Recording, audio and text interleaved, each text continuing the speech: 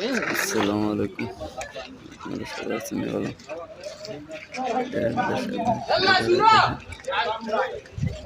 কমেন্টে কেন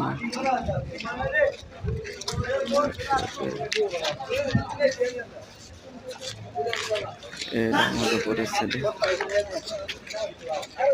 এখন বর্তমান যত লোক যাই দেখেন ভিডিওতে কোনটাকে বসো ভিতরে কাজে পাঠায়নি ক্যাম্পের ভিতরে আমরা টুকটাক কাজ কাম করে জানি না মাসের শেষে বেতন দেবো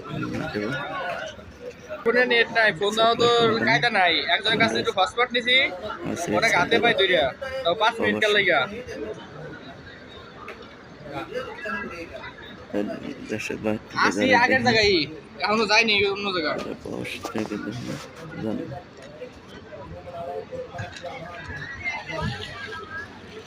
টাকা নাই কাছে, এই কোন ওয়াইফাই দিতেছে না।